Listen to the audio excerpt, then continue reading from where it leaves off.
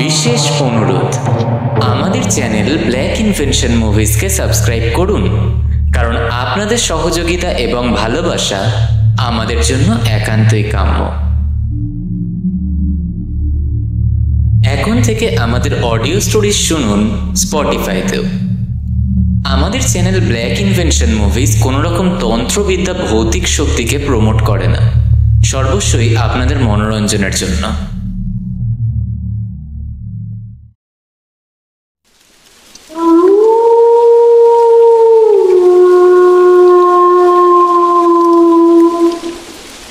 Black Invention.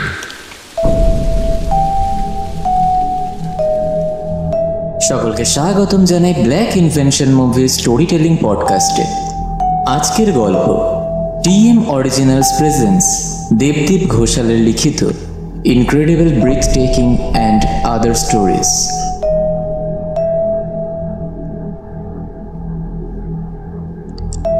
প্রথম গল্প, পিতার পূর্বাভাস।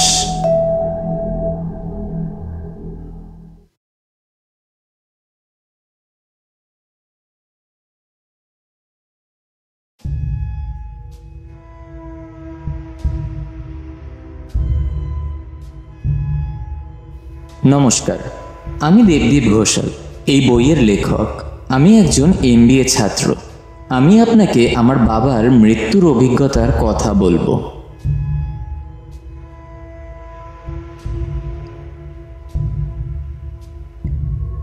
সাল 1982। আমার জন্মের 1 বছর আগে আমার দাদা শ্রী সত্যেন্দ্রনাথ ঘোষাল স্ট্রোকে মারা যান।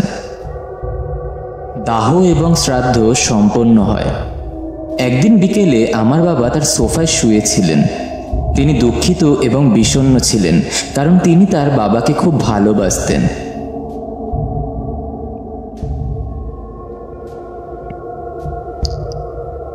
দুঃখিত অবস্থায় ঘরের সোফার মধ্যে তিনি বসেছিলেন এবং আচমকাই চারিদিকে ধোঁয়া বেরোতে শুরু করলো। আচমকাই বাবা দেখতে পেলেন তার বাবা তার সামনে দাঁড়িয়ে আছেন। তিনি নিজের চোখকে বিশ্বাস করতে পারছিলেন না। দাদু তার প্রিয় কুর্তা পায়জামা পরেছিলেন। হঠাৎ বাবা শুনতে পেলেন একটি কণ্ঠস্বর তাকে বলছে, ছেলে, দয়া করে আমার মূর্তি বা দেবতাদের প্রতিদিন কিছু জল দিও, কারণ আমি সেখানে নেই। আমাদের শোয়ার ঘরের কাছে সমস্ত দেবতার মূর্তি সহ একটি বড় বেদি ছিল। আচমকাই আমার বাবা দেখতে পেলেন সমস্ত ধোঁয়ার মধ্য দিয়ে তিনি অদৃশ্য হয়ে গেলেন।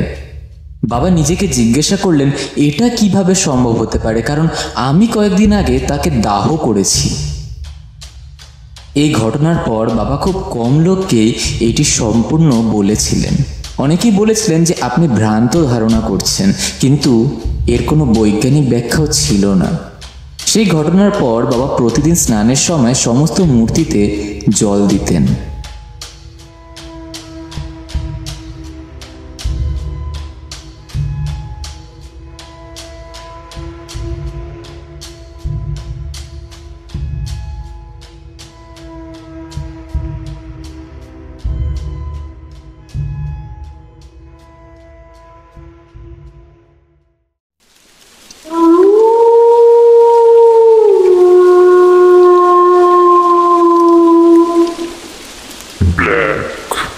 Invention.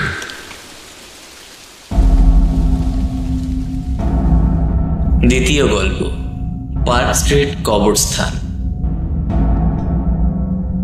আমি এখন কলকাতার একজন পদার্থবিদ্যার ছাত্রের ভাগ করা একটি অলৌকিক কার্যকলাপের কথা বলবো।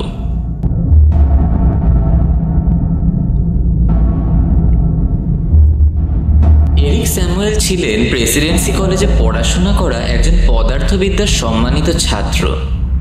বছরটি ছিল 90-এর দশকের কোনো এক সময়। তিনি কিড স্ট্রিটে পড়াশোনা করতে যেতেন। তার একটি সাইকেল ছিল, তাই 1 ডিসেম্বর রাতে তিনি সাইকেল করে বাড়ি ফিরছিলেন। রাত প্রায় 11টা। আচমকাই রাস্তায় একজন মহিলা তার সামনে এসে দাঁড়ালেন। মহিলাটি বললেন, দয়া করে আপনি কি আমাকে পরবর্তী বাস স্টপে পৌঁছাতে সাহায্য করতে পারেন? কারণ আমি একজন মহিলা এবং একা। এরিক বললেন, পিছনে বসুন। এরিকের কথার পরিবর্তে মহিলাটি তার সাইকেলের পেছনে বসে পড়লেন। মহিলাটি ব্রিটিশ আমলের একটি গাউন পরা অবস্থায় ছিলেন। এরিক মহিলাটিকে দেখে একটু চিন্তিত হলেন। সাইকেল চলতে শুরু করলো শুনশান ফাঁকা রাস্তার মধ্য দিয়ে। কিছুটা দূর এগোতেই দেখা গেল পার্ক স্ট্রিট কবরস্থান। আচমকাই মহিলাটি এরিককে শ্বাসরোধ করতে শুরু করলেন। তিনি শ্বাসরোধ হয়ে গেলেন, কিন্তু মহিলাটি আচমকা এরিকের গলায় একটি ক্রুশ দেখতে পেয়ে কঙ্কালের মধ্যে পরিণত হয়ে গেল, অদৃশ্য হয়ে গেল আকাশে। এরিক অজ্ঞান হয়ে পড়ে গেল মাটিতে। সকালে এরিকের যখন ঘুম ভাঙে তখন সে দেখতে পায় যে লোকেরা তার দিকে তাকিয়ে আছে। লোকেরা তাকে জিজ্ঞাসা করলো যে কি হয়েছে। এরিক তার প্যারানর্মাল অভিজ্ঞতার কথা বলল। তখন একজন লোক তাকে বলল যে সে মিসেস ক্লদ ডিসুজার ভূতকে দেখেছে। তার বিবাহিত জীবন সুখের ছিল, কিন্তু তার স্বামী তাকে প্রতারণা করছিল। একদিন মিসেস ক্লদ তার স্বামীকে অন্য মহিলার সাথে দেখে দুঃখে আত্মহত্যা করেন। তার মৃতদেহ পার্ক স্ট্রিট কবরস্থানেই দাফন করা হয়েছিল। প্রতিরাতে সে কোনো দুষ্ট ছেলে বা পুরুষকে দেখতে পেলে তার স্বামীর প্রতি প্রতিশোধের কারণে তাকে হত্যা করার চেষ্টা করে। সেই কারণেই রাত 11টার পর পার্ক স্ট্রিট কবরস্থানের পাশের রাস্তা দিয়ে কেউ যাতায়াত করে না। তোমার বুকের ক্রুশ তোমাকে তার হাত থেকে বাঁচিয়েছে।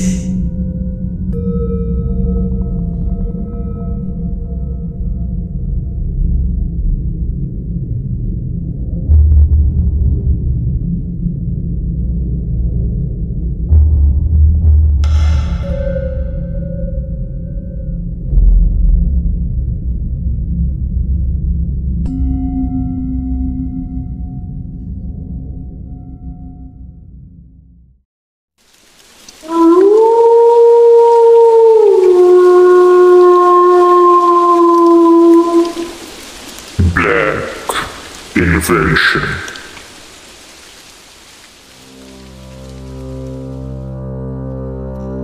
তৃতীয় গল্প, রুম নাম্বার 666।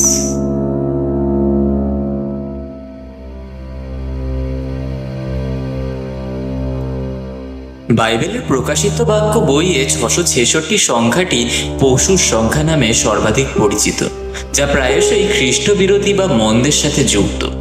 তবে সংখ্যাতত্ত্ব এবং দেবদূত সংখ্যা ব্যাখ্যায় 666 ভারসাম্য, সম্প্রীতি এবং আধ্যাত্মিক বৃদ্ধিরও প্রতিনিধিত্ব করতে পারে, যা ব্যক্তিদের তাদের মনোযোগ পুনর্বিন্যাস করতে এবং অভ্যন্তরীণ শান্তি খুঁজে পেতে উৎসাহিত করে। প্রকাশিত বাক্য বইয়ে 666কে পশুর সংখ্যা হিসেবে বর্ণনা করা হয়েছে, যা একটি মন্দ সত্তা বা শক্তির প্রতীকী প্রতিনিধিত্ব, খ্রিস্ট বিরোধী বা ঈশ্বরের বিরোধিতা করে।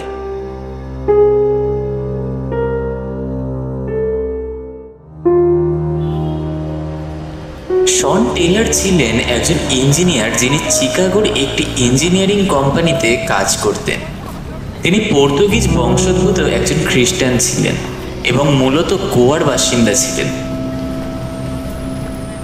তিনি বিহারের ভগলপুরে রেল নির্মাণের জন্য একটি ইঞ্জিনিয়ারিং চুক্তি পেয়েছিলেন। তাকে প্রকল্পটি পরিদর্শনের দায়িত্ব দেওয়া হয়েছিল।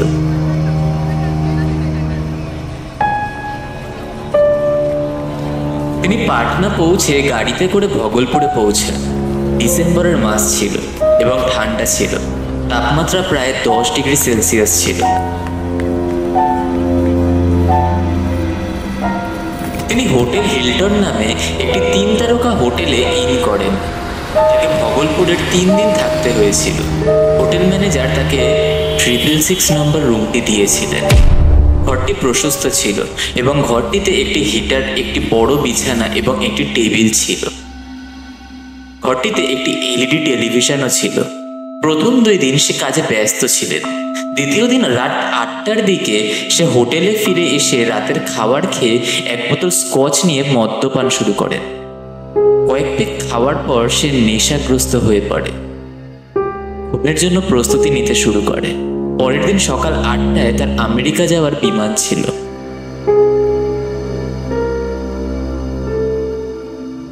সময়টা ভোর 3টে।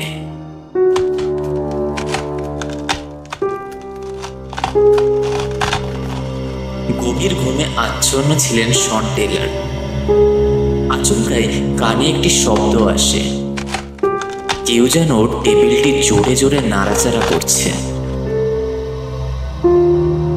শন টেলর যেই ভয়ে জেগে উঠল, সেই মুহূর্তে তিনি দেখতে পেল যে রক্তে ভেজা একটি মহিলার দেহ দাঁড়িয়ে আছে তার সামনে। আচমকাই মহিলাটি তার ঘাড় চেপে ধরল। শন টেলরকে শ্বাসরোধ করতে শুরু করলো। সে দম বন্ধ হয়ে গেল এবং সাহায্যের জন্য চিৎকার করতে শুরু করলো। হঠাৎ সে চিৎকার করে বলল, তুমি আমাকে কেন মারতে চাও? আমি কি ভুল করেছি? আচমকাই সেই মহিলাটি জবাব দেয়, সব পুরুষই একরকম, তারা কেবল যৌন বোঝে। তখন শন টেলর বুঝতে পারলো যে সে কিছু বলতে চায়। শন টেলর জিজ্ঞাসা করে উঠল, তুমি তোমার গল্প বলতে পারো, আমি হয়তো তোমাকে সাহায্য করতে পারি।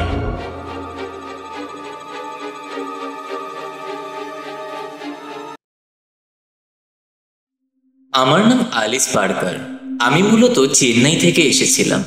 আমি হরিশ্রী নিবাসন নামে একজনের প্রেমে পড়েছিলাম।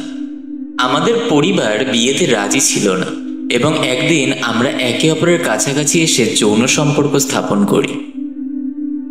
1 মাস পর আমি গর্ভবতী হই। আমরা পালিয়ে বিয়ে করার সিদ্ধান্ত নিই। আমি ভাগলপুরের এই হোটেলে এসে পৌঁছালাম। আমরা একটি মন্দিরে বিয়ে করেছিলাম, কিন্তু হরির আসল উদ্দেশ্য ছিল আমার গয়না চুরি করা। তাই আমরা এই 666 নাম্বার এই ঘরেই সহবাস করেছি। যখন আমি ভোর 3টের দিকে ঘুমিয়েছিলাম, সে ছুরি বের করে আমার পেটে ছুরি আঘাত করে। আমি সাথে সাথে মারা যাই এবং আমার সন্তানও মারা যায়। তারপর সে হোটেল ম্যানেজারকে ঘুষ দিয়ে আমার সমস্ত গয়না নিয়ে আমার দেহ এই ঘরের দেওয়ালের পাশে পুঁতে দেয়। আমি প্রতিশোধ নিতে চাই। শন সেই মুহূর্তে বলে উঠল, ন্যায় বিচার দেওয়ার পরিকল্পনা আমার কাছে আছে।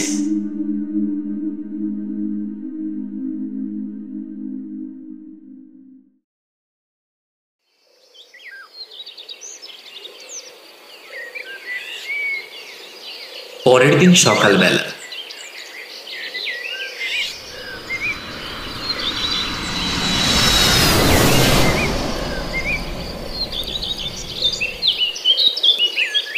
সকালবেলা শন কিন্তু তার বিমানে ওঠেনি। সে হোটেল ম্যানেজারের থেকে কিছু চাইতে তার ঘরে ডেকে পাঠালো। তার নাম রবি সিং। যখন সে ঘরে পৌঁছায়, তখন আচমকাই কালো ধোঁয়ায় সারা ঘর ভরে যায় এবং আচমকাই হোটেলের ম্যানেজার রবি সিং আলিসের ভূত দেখতে পায়। সে ভয় পেয়ে বলে, তুমি তো মারা গেছো, তুমি এখানে কিভাবে থাকতে পারো? আচমকাই আলিসের ভূত চিৎকার করে বলে ওঠে, আমার আত্মায় 666 নম্বর ঘরে আটকা পড়েছে এবং এখন আমি তোমাকে মেরে ফেলবো। সে ভূত রবি সিংকে শ্বাসরোধ করতে শুরু করে, কিন্তু হঠাৎ শন বলে ওঠে, ওকে মেরো না, আইন তাকে বিচার দেওয়ার জন্য আছে। আলিস বলল, না, আমি ওকে মেরে ফেলবো। এরপর রবি বলে উঠল, আমাকে মেরো না, আমি পুলিশের কাছে আমার অপরাধ স্বীকার করব। এরপর রবি পুলিশের কাছে গিয়ে সবকিছু স্বীকার করে। 666 নম্বর কক্ষের দেওয়াল ভেঙে ফেলা হয় এবং আলিসের কঙ্কাল উদ্ধার করা হয়। হরিকে চেন্নাই থেকে বন্দি করা হয়। সে আবার বিয়ে করেছিল। মামলাটি সুপ্রিম কোর্টে যায়। তাদের দোষী সাব্যস্ত করা হয় এবং মৃত্যুদণ্ড কার্য করা হয়, কিন্তু রবিকে 14 বছরের কারাদণ্ড দেওয়া হবে, কারণ সে সেই মহিলাটিকে হত্যা করেনি।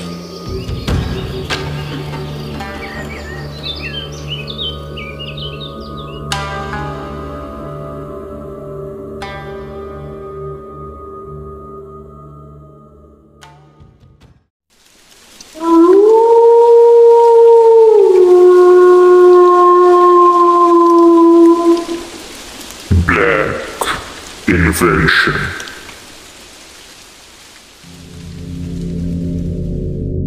নমস্কার বন্ধুরা, গল্পগুলি ভালো লেগে থাকলে অবশ্যই লাইক, কমেন্ট, শেয়ার এবং সাবস্ক্রাইবের মাধ্যম দ্বারা জানাবেন। এবং আমরা একটি নতুন সিরিজ শুরু করেছি যেখানে আপনারা গল্প পাঠাবেন এবং আমরা পড়ে শোনাবো প্রতি মঙ্গলবার ঠিক সন্ধ্যে 7:30টার সময়। আপনারা গল্প পাঠাতে পারেন blackinventionmovies@gmail.com-এ।